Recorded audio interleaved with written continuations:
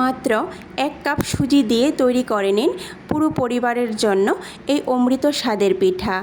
আর এই পিঠেগুলি এতটাই সফট আর এতটাই সুস্বাদু হয় যে একটা খেলে কখনোই মন ভরবে না। এই পিঠেগুলি কিন্তু 2 থেকে 3 দিন ঘরে রেখেও খেতে পারবেন। রাধে কৃষ্ণ বন্ধুরা, আমি টুলটুল, আর এই টুলটুলের রান্নাঘরে আপনাদের সবাইকে স্বাগত। বন্ধুরা, আজকে আমি আপনাদের জন্য নিয়ে আসলাম খুবই সহজভাবে তৈরি সুজির পুর ভরা পিঠা। তাহলে বন্ধুরা চলুন আর কথা না বাড়িয়ে এই পিঠেটা আমি কি করে তৈরি করছি দেখে নেওয়া যাক।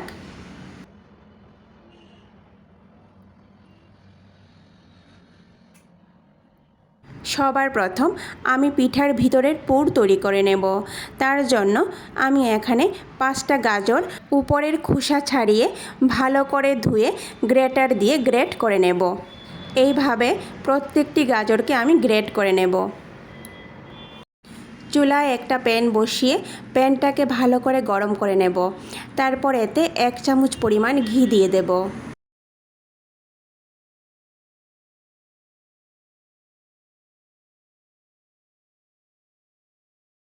আর ঘি যখন পুরোপুরি মেল্ট হয়ে যাবে তখনই আমি কুড়িয়ে রাখা গাজরগুলো দিয়ে দেব।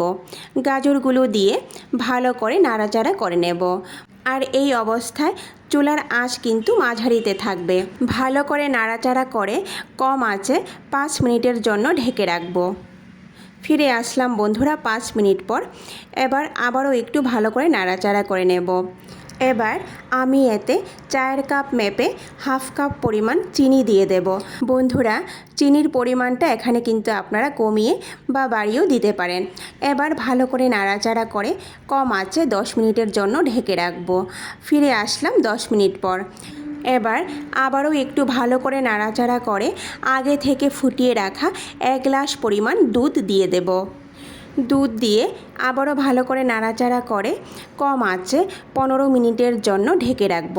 আর এই 15 মিনিটের মধ্যে মাঝখানে আমি একবার ঢাকনা উঠিয়ে নেড়ে দিয়েছিলাম। ফিরে আসলাম বন্ধুরা 15 মিনিট পর। দেখুন দুধটা কিন্তু একদম শুকিয়ে গেছে। এবার চুলার আঁচ বাড়িয়ে গাজরে যে এক্সট্রা জলটা থাকবে সেটা শুকিয়ে নেব। গাজরের মধ্যে যে এক্সট্রা জলটা ছিল সেটা শুকিয়ে গেছে।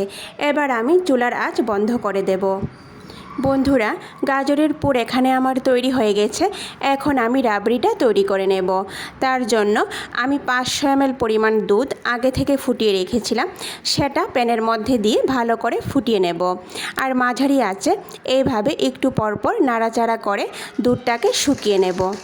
মাঝারি আঁচে দুধটাকে 10 মিনিট ফুটিয়ে নেওয়ার পর 2 চামচ পরিমাণ চিনি দিয়ে দেব। এবার ভালো করে নাড়াচাড়া করে আবারও 5 মিনিটের মতো দুধটাকে ফুটিয়ে নেব। ফ্লেভারের জন্য 3টা এলাচ ফাটিয়ে দিয়ে দেব। বন্ধুরা, দুধটা কিন্তু অনেকটা ঘন হয়ে গেছে। এর থেকে ঘন আর করব না, না হলে ঠান্ডা হওয়ার পর আরেকটু শুকিয়ে যাবে। এখানে রাবড়িটা আমার তৈরি হয়ে গেছে। এবার আমি চুলার আঁচ বন্ধ করে দিয়ে রাবড়িটাকে একটা সাইডে রেখে দেব। এবার আমি পিঠের জন্য সুজিটাকে তৈরি করে নেব। তার জন্য চুলায় একটা প্যান বসিয়ে তাতে 4 কাপ মেপে 2 কাপ পরিমাণ জল দিয়ে দেব। খুব সামান্য পরিমাণ লবণ দিয়ে দেব।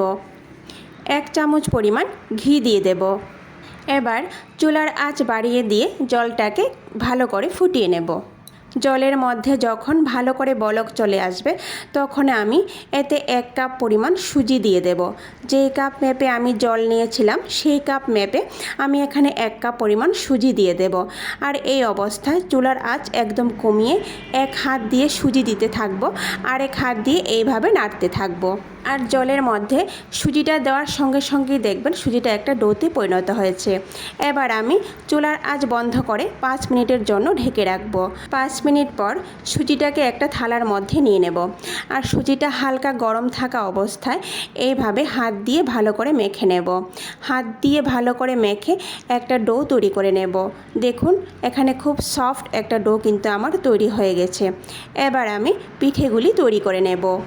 বন্ধুরা, পিঠেটা তৈরি করতে একটু সময় লাগে, কিন্তু খেতে ভীষণ মজা হয়। এবার ডোটাকে একটা রুটি চাকলির মধ্যে নিয়ে 3 ভাগে ভাগ করে নেব। 1 ভাগ আমি রুটি চাকলির উপর রেখে বাকি 2 ভাগ থালার মধ্যে রেখে দেব। এবার সামান্য ময়দা আমি ডোয়ের উপর ছিটিয়ে দেব। এখানে ময়দা দেওয়ার কারণ হলো ডোটা যাতে চাকলির মধ্যে চিপকে না লেগে থাকে। এবার রুটির মতো বেলে নেব। এখানে রুটিটাকে আমি বেশি পাতলা করব না, একটু ভারী করে বেলে নেব। দেখুন, আপনারা দেখে বুঝতে পারছেন যে খুব বেশি পাতলা হয়নি, আবার খুব বেশি ভারীও হয়নি, মোটামুটি ভারী করে বেলে নেব। আর আগে যে আমি গাজরের পুরটা তৈরি করে রেখেছিলাম সেটা মোটামুটি অনেকটা ঠান্ডা হয়ে গেছে। এবার এই গাজরের পুর থেকে 1 চামচ পুর এইভাবে রুটির মধ্যে নিয়ে নেব।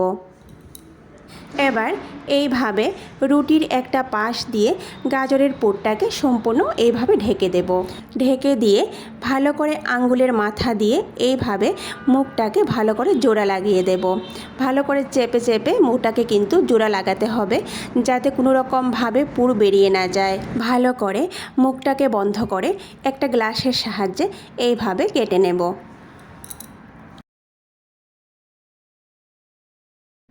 দেখুন বন্ধুরা, এখানে একটা পিঠে আমার তৈরি হয়ে গেছে।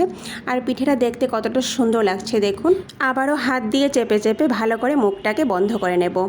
একটা পিঠে আমার এখানে তৈরি হয়ে গেছে। এইভাবে আমি বাকি পিঠেগুলিকেও তৈরি করে নেব।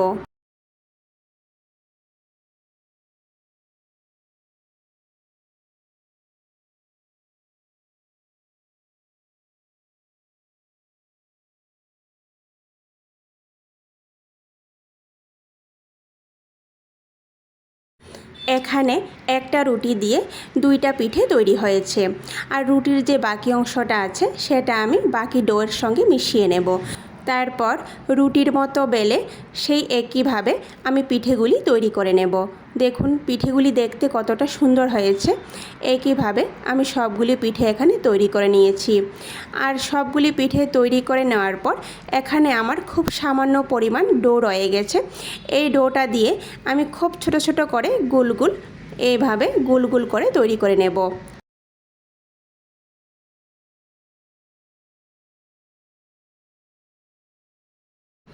বন্ধুরা, পিঠেগুলি এখানে আমার তৈরি হয়ে গেছে। এবার আমি চলে যাচ্ছি পরের প্রসেসে। চুলায় একটা প্যান বসিয়ে প্যানটাকে ভালো করে গরম করে নেব। তারপর এতে আমি 1 বড় চামচ রিফাইন্ড অয়েল দিয়ে দেব। আপনারা কিন্তু এখানে রিফাইন্ড অয়েলের পরিবর্তে ঘিও ব্যবহার করতে পারেন। তেলটা যখন ভালো করে গরম হয়ে যাবে তখন আমি প্যানের মধ্যে এক এক করে পিঠেগুলি দিয়ে দেব। আর এই অবস্থায় চুলার আঁচ কিন্তু মাঝারিতে থাকবে। পিঠেগুলি প্যানের মধ্যে দিয়ে সঙ্গে সঙ্গে নাড়াচাড়া করব না, কিছুক্ষণ অপেক্ষা করব। কিছুক্ষণ অপেক্ষা করার পর এইভাবে খুবই সাবধানে পিঠেগুলি উল্টে দেব। এইভাবে 2 থেকে 3 বার উল্টে পাল্টে পিঠেগুলি একটু লাল হওয়া পর্যন্ত ভেজে নেব। দেখুন এই পিঠেগুলি কিন্তু এখানে আমার ভাজা হয়ে গেছে। এখন আমি এক এক করে পিঠেগুলি একটা পাত্রের মধ্যে নামিয়ে নেব। এই একইভাবে সবগুলো পিঠে আমি ভেজে নেব। বন্ধুরা, সবগুলি পিঠে আমার ভাজা হয়ে গেছে। এবার যে রাবড়িটা আমি তৈরি করে রেখেছিলাম সেটা মোটামুটি গরম আছে। আর এখন গরম গরম পিঠেগুলি ভেজে রাবড়ির মধ্যে নিয়ে নেব।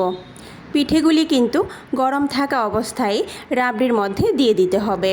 এবার যে ছোট ছোট করে আমি গোল গোল করে পিঠেগুলি তৈরি করেছিলাম সেগুলি তেলের মধ্যে ভেজে এইভাবে রাবড়ির মধ্যে দিয়ে দেব। তারপর 10 মিনিট রাবড়ির মধ্যে পিঠেগুলি রেখে দেব। 10 মিনিট পর পরিবেশন করে নেব। বন্ধুরা, তৈরি হয়ে গেল আমাদের অমৃত স্বাদের সুজির পিঠা। ভিডিওটি সম্পূর্ণ দেখার অনুরোধ রইল। আর যদি ভিডিওটি ভালো লেগে থাকে তাহলে কমেন্ট করে নিশ্চয়ই জানাবেন। সবার শেষে লাইক, শেয়ার আর সাবস্ক্রাইব করে দেবেন। নমস্কার।